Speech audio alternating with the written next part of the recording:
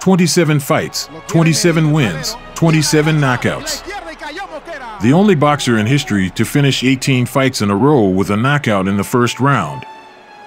He gained a reputation as one of the toughest punchers of his time. Every blow he threw was meant to hurt, thrown with power. Boxing experts and fans predicted greatness and an impeccable career for him, but fate had completely different plans for him.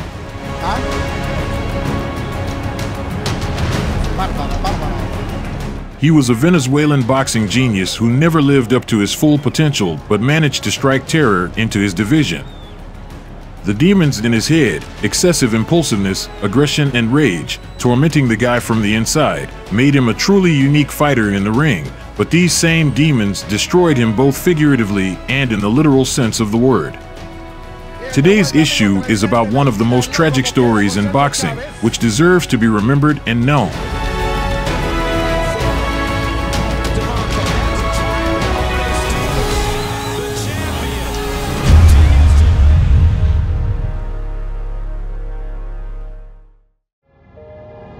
Maybe it doesn't always look good, but as long as I get my way, I don't care.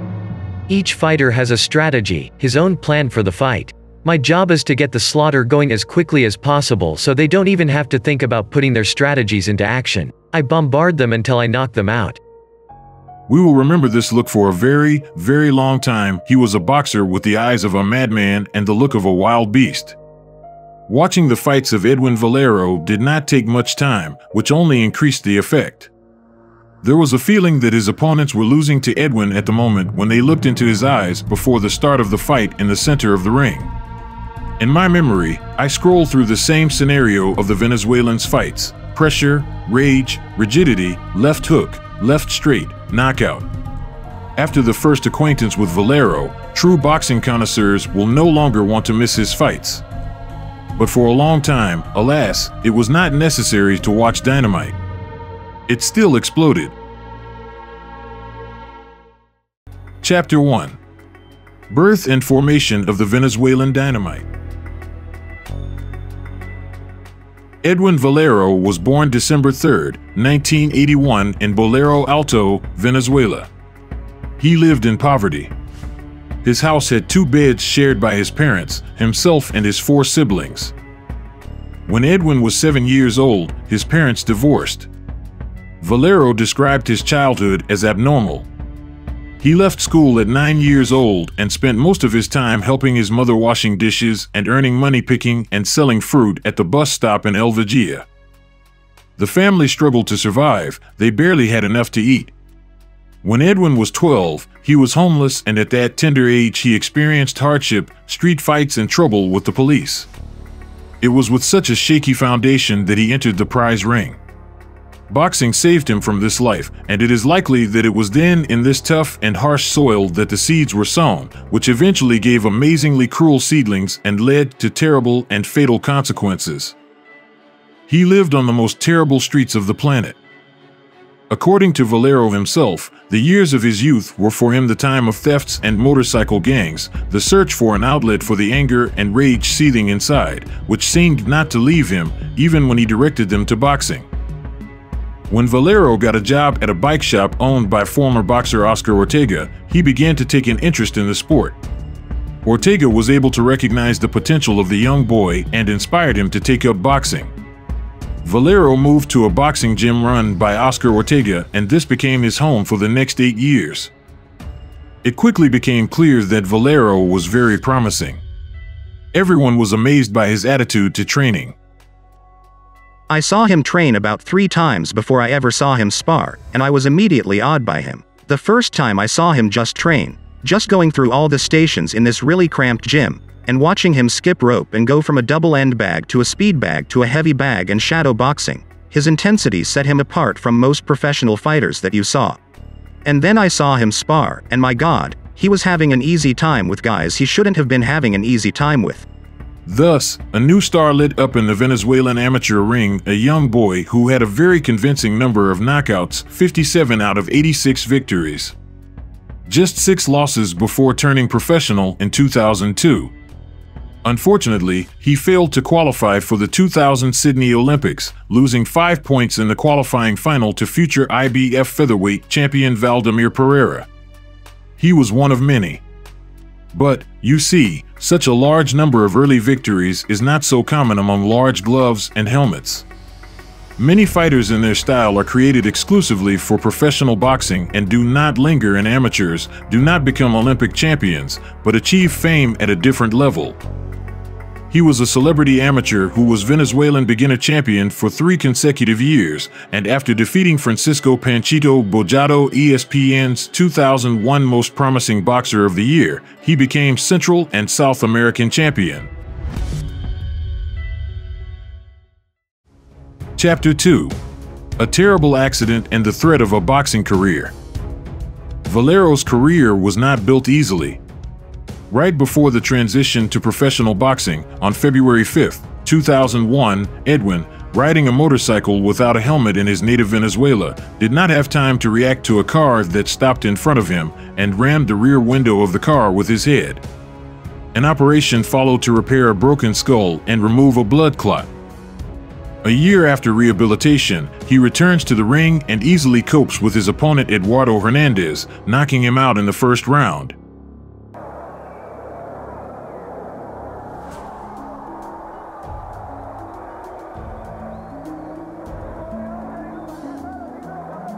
This will be followed by a series of knockout victories in the first round, which will lead to a world record that no one can beat so far: 18 wins with 18 knockouts in the first round.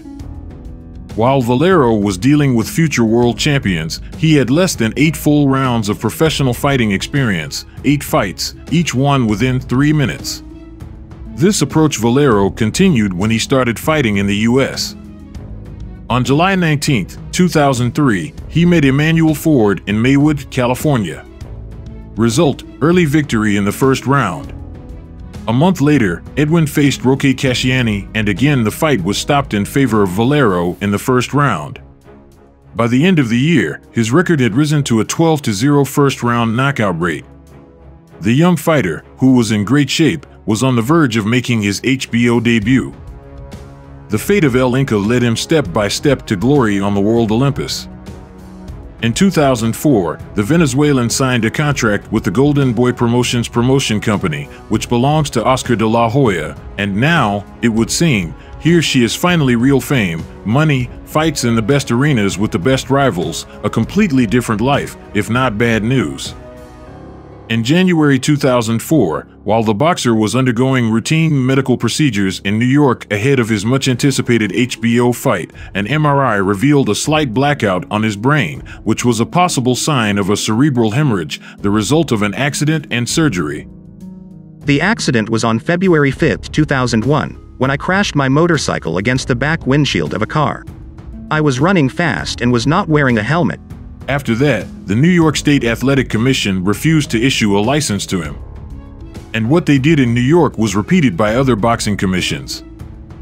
Lawyers tried to negotiate with the commission for 6 months, but their attempts were in vain. He did not consider retirement but was disappointed with his promoter, which at the time was Golden Boy Promotions, and the manager, who was Oscar de la Hoya's father. He knew these guys were powerful people in the sport, and he didn't understand why they couldn't handle the situation, why they couldn't get his career back, why they couldn't hire the right people in the medical or legal field to fix his problems, and I know that he began to get frustrated at this point. The dream of the Venezuelan talent collapsed in the same minute. It all ended before it even started. There was only one way out: to start again from the very beginning. This doomed Edwin Valero to wander in Japan and Latin America, where his injury was not considered an obstacle to fights. Chapter 3. U.S. ban, suitcases, Japan. 14 months after he was denied a license, realizing that his career in the U.S. had reached a dead end, Valero returned to Venezuela, from where he traveled to Japan, severing ties with Golden Boy Promotions and joining Tikin Promotions. The local promoter Akihiko Honda didn't give a damn about Valero's head and what was going on in it, and undertook to advertise Dynamite. Money doesn't smell. He became a road warrior, fighting in Panama, Mexico, and France, as well as Japan and his homeland. He started where he left off with 6 more first-round knockouts, pushing the record up to 18 in a row, until in March 2006, Gennaro Trezenkos, who retired in 2012, took his own place in boxing history by becoming the first to go out to the second round against Valero. During this period, he meets his future wife, the only love of a beautiful brunette with a languid look. Later they will get married and have children, a girl and a boy. Chapter 4. WBA World Featherweight Champion. On August 5, 2006, Valero faced the biggest test of his career in Vicente Mosquera for the WBA World Heavyweight Championship in Panama City.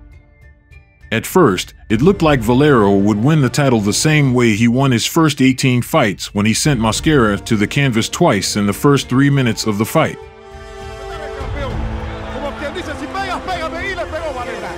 Patrón de combate que le conviene a él. Parece que no ha quedado con ningún mareo, ¿vale? De Valero por subir la guardia y esperar. Lo quiere medir Valero. Bien la derecha. But Mosquera survived, and then survived the second round. Si presiona en este momento, debe buscar distancia al loco. Ha equivocado completamente Mosquera. Por leve que sea el golpe, si pone. Valero respirando por la boca desde el primer asalto. Bien loco Mosquera ahora. In the third round, he even knocked down Valero, who was in such a serious fight for the first time in his professional career. At this point, for the first time in the ring, Valero looked stunned, but he managed to recover thanks to the fact that angry fans calmed down in the hall. Edwin rushed into the fight. Mosquera did not benefit from the knockdown.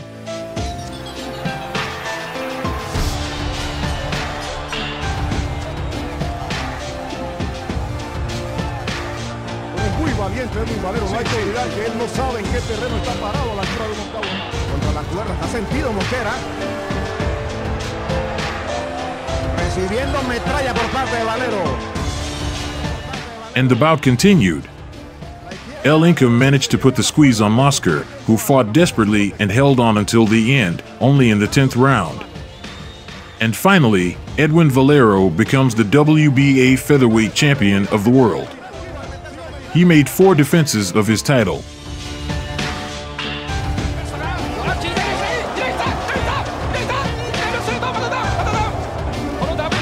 Michael Lozada, Nobuhito Honmo, Zaid Zavaleta, and Takahiro Shimada were stopped. Valero did not lose a single round.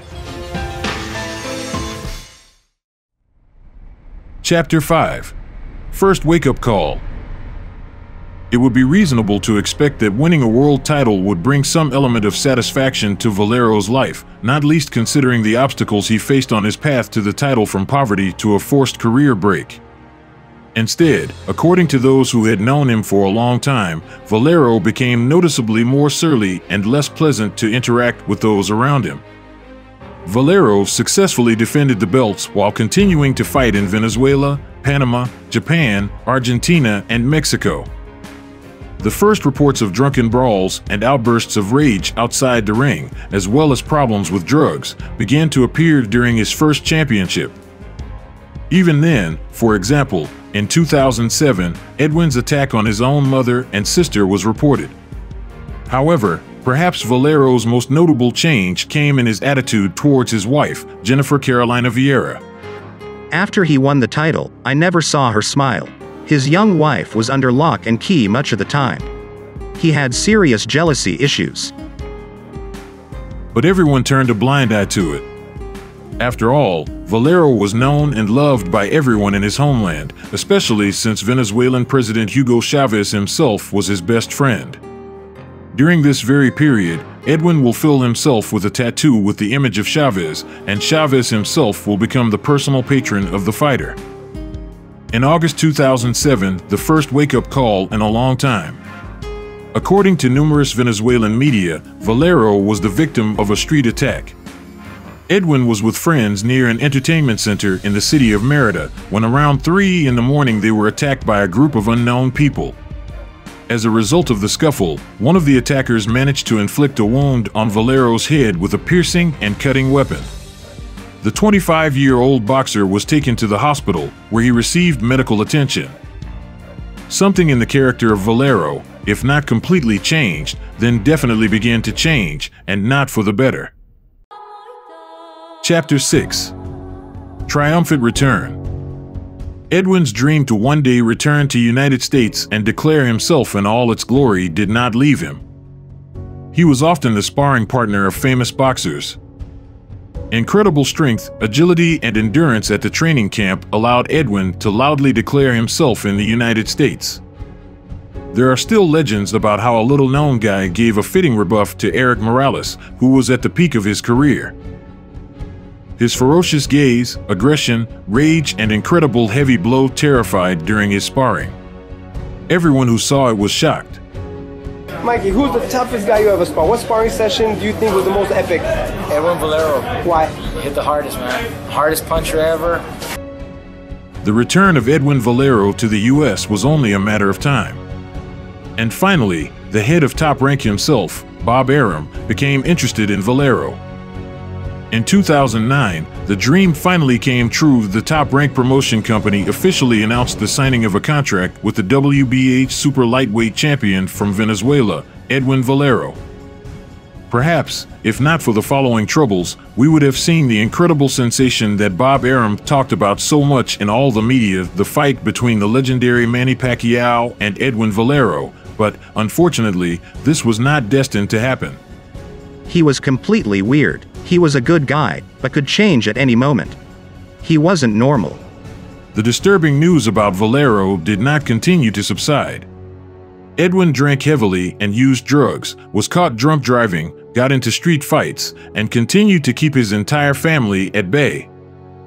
But everyone around turned a blind eye to all this, because behind Valero's back were serious patrons who in every possible way protected and shielded their ward.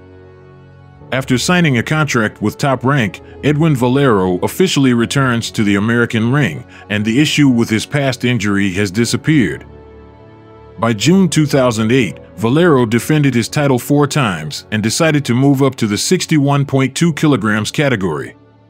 There he was waiting for a fight for the vacant WBC title with the Colombian Antonio Petalua, a fairly strong Mexican with a record of 47-3, 41 wins were one ahead of schedule.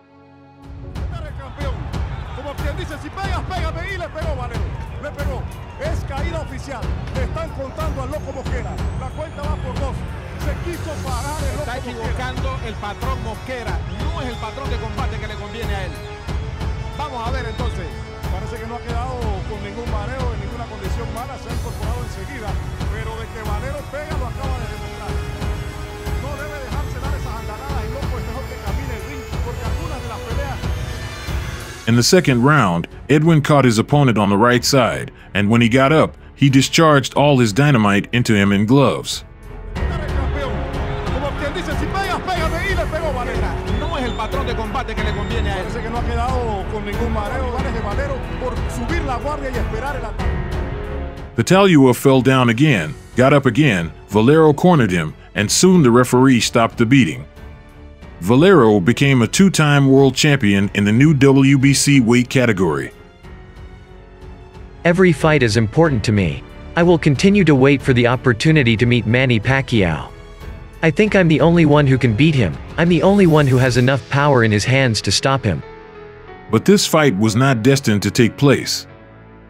He defended his title against Hector Velasquez, whom he easily defeated. He was scheduled to defend the title against Humberto Soto on the undercard of the Cotto Pacquiao fight, but was denied a visa after being accused of driving under the influence when he drove into a tree and also for carrying illegal weapons in Texas. Chapter 7. The Last Fight. The fame of Edwin Valero and his spectacular fights with lightning speed diverged. He was increasingly invited to various shows and events. And Bob Arum himself continued to hint to the press at a sensational event in the boxing world, the fight against Manny Pacquiao. And Valero himself really wanted this fight.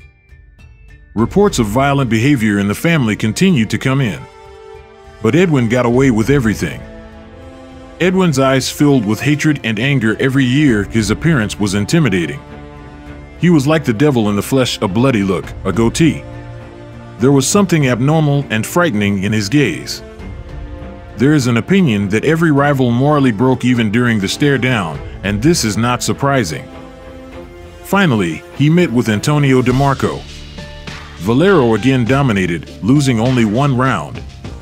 DeMarco did not return to the ring after the end of the 9th round. He turns his punches over, and sometimes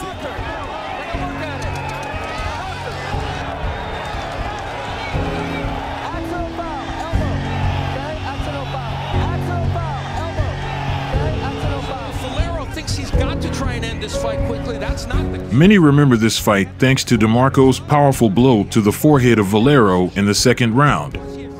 It was an accidental elbow strike from DeMarco.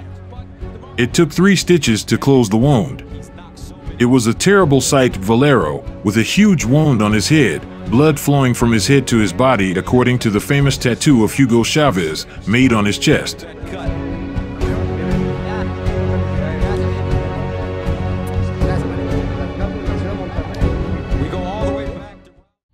Chapter 8: The Last Round.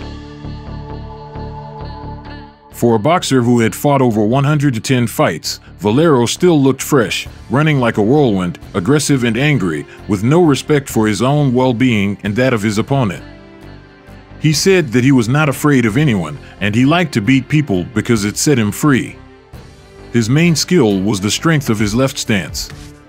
He was perhaps the toughest puncher of his time. Every blow he threw was meant to hurt, thrown with force.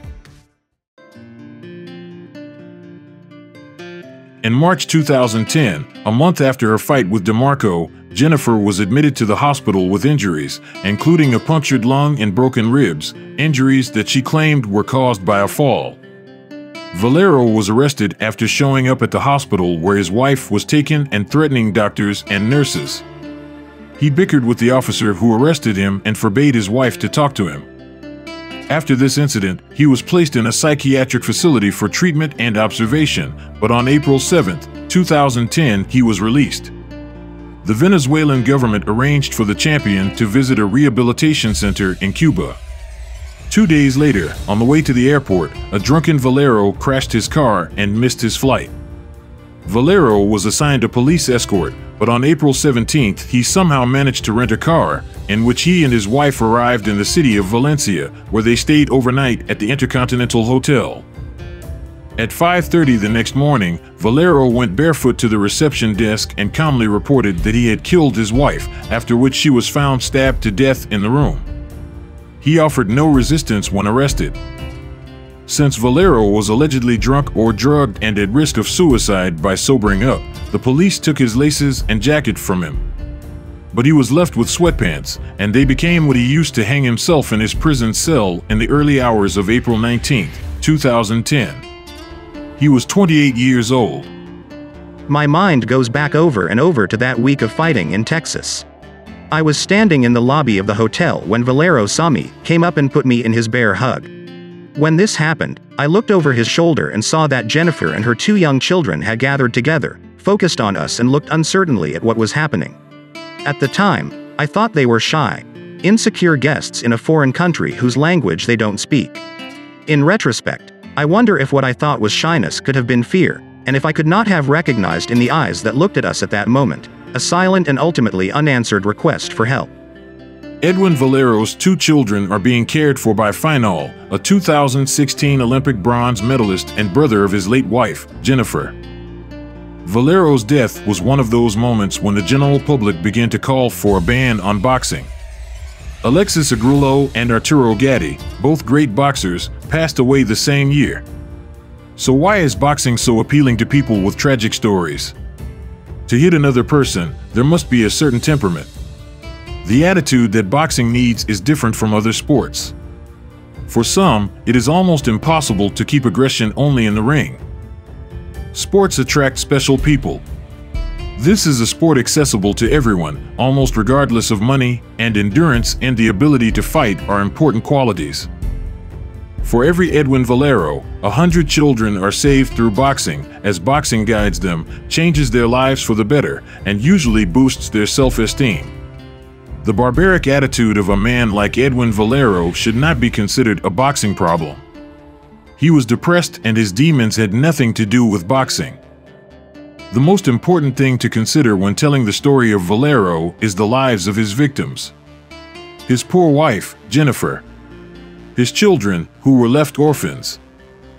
For too many years, a man with his problems has been ignored. The drug abuse and his relationship with the family were ignored until it was too late. His athletic license and support for Hugo Chavez meant everyone just turned a blind eye. His brilliance never fully manifested in the ring. His victories were impressive from the outside, and he showed some of his skills that a boxer needs. His best victory was against Antonio DeMarco, who became world champion due to the unfortunate situation in the division. Valero had a huge future, and the fights that Arum could organize could be very interesting even for ordinary fans. Unfortunately, Valero's story is one of sadness, regrets, and many questions. The percentage of poverty in Venezuela is from 35% to 65%. The number of murders within families, 88 crimes per 100,000 in 2015. If you liked this video, then you will like these. Go ahead and enjoy watching. And don't forget to like, comment, and share with a friend. See you later.